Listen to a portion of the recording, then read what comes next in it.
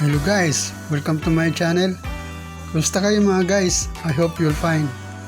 I would like to relate to you symptoms that is very common to all of us. Guys, naranasan nyo na ba ang pangasim ng iyong sikmura?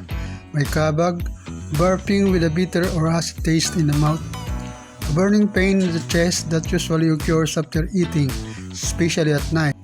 Yes mga guys, ito ang tinatawag na hyperacidity. So stay with me until the end and we will discuss these matters. Do not skip this video because I will introduce to you a super special home remedies that is very cheap and it's work for me at bihira pa ang nakakaalam nito. By the way guys, what is hyperacidity? Hyperacidity is a burning pain sensation in the chest and stomach that usually occurs after eating, caused by too much or excessive acid in the stomach. There are common treatment for mild symptoms, but if severe, then medication treatment is too expensive. However, after taking common treatment and taking expensive medication, and if still the pain is untreated, what shall we do? Common medication just neutralize the acid in the stomach. Alam nyo ba guys na if you're taking a long period medication for treating some illnesses to be cured, taking drugs and antibiotics, this drug's residue is settled down to our stomach and become toxin, and this should be flushed out from our stomach. Some common drugs just neutralize the acidity in our stomach, but the toxin is still present there.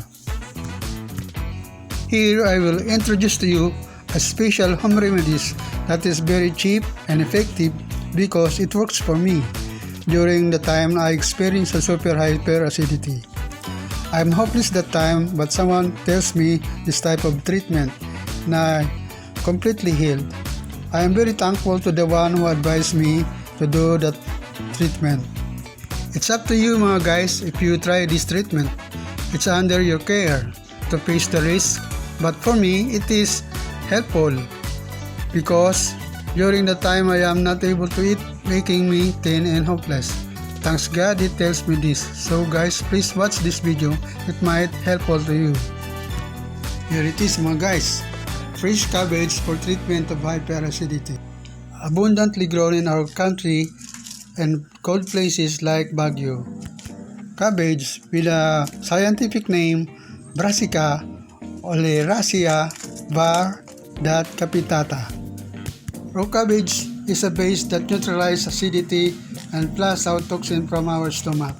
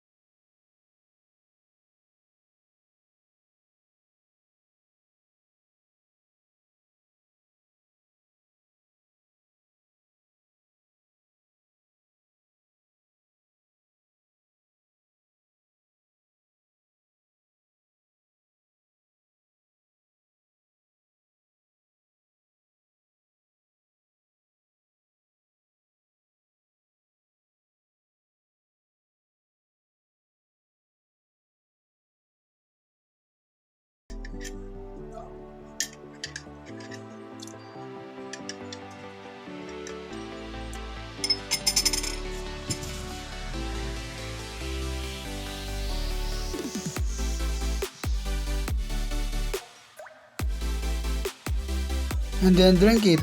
It is better to drink it in an empty stomach or before breakfast.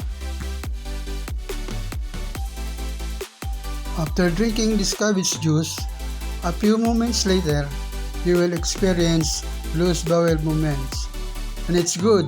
It is a sign that toxic in the stomach will flush out and let it through up to 7 times.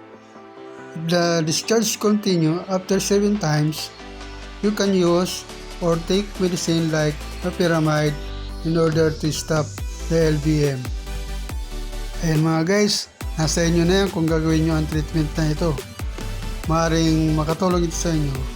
So, try it. Heart healthy. Cabbage contain powerful compound called anthocyanin, which reduce risk of heart disease.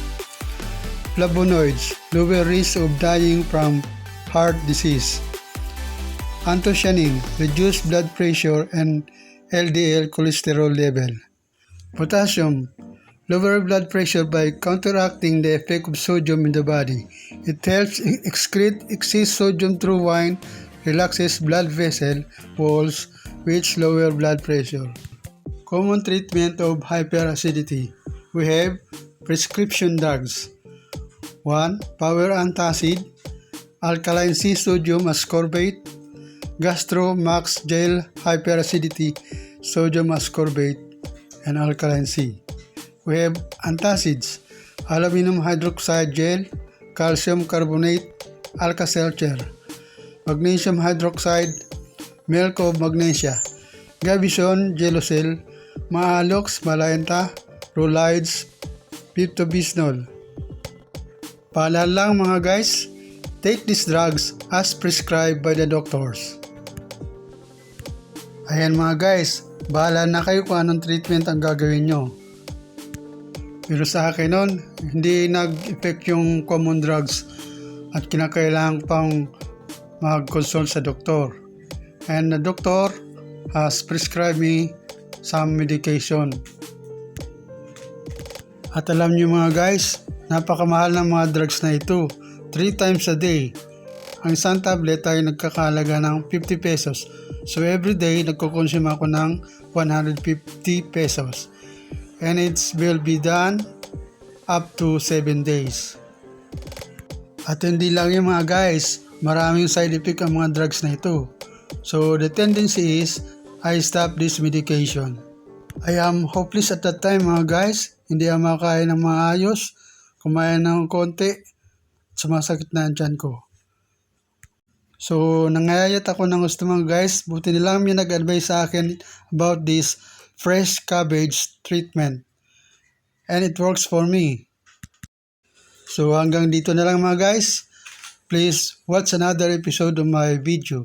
At kung bago ka pa lang sa channel ko, paki-click na lang yung subscribe button and paki-hit na rin yung notification bell para updated kayo sa mga susunod kong videos.